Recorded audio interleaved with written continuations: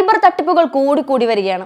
നമ്മൾ നിത്യേന ഉപയോഗിക്കുന്ന പല സോഫ്റ്റ്വെയറുകളുടെയും ആപ്പുകളുടെയും പേരിലാണ് ഇപ്പോൾ അധികം തട്ടിപ്പുകളും നടക്കുന്നത്.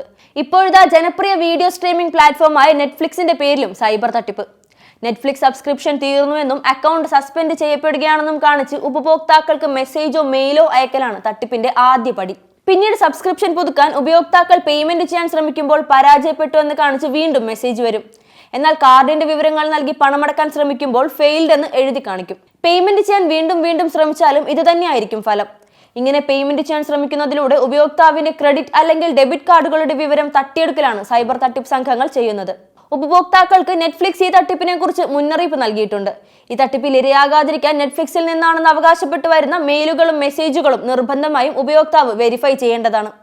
പേയ്മെന്റുകൾ നെറ്റ്ഫ്ലിക്സിന്റെ ഔദ്യോഗിക ആപ്പിലൂടെ മാത്രം നടത്താൻ ശ്രമിക്കുക. ആപ്പിൽ 2 ഫാക്ടർ ഓതന്റിഫിക്കേഷൻ ആക്റ്റീവ് ചെയ്തിടാൻ മറക്കരുത്.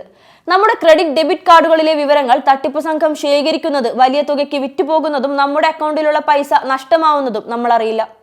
അമേരിക്ക, ജർമ്മനി, ഫ്രാൻസ്, സ്പെയിൻ തുടങ്ങിയ രാജ്യങ്ങളിലാണ് നെറ്റ്ഫ്ലിക്സിന്റെ പേരിലുള്ള ഈ തട്ടിപ്പ് നിലവിൽ റിപ്പോർട്ട് ചെയ്യപ്പെട്ടിരിക്കുന്നത്. നെറ്റ്ഫ്ലിക്സ് സബ്സ്ക്രൈബേഴ്സിന്റെ എണ്ണത്തിൽ മുമ്പിലാണ് ഇന്ത്യ.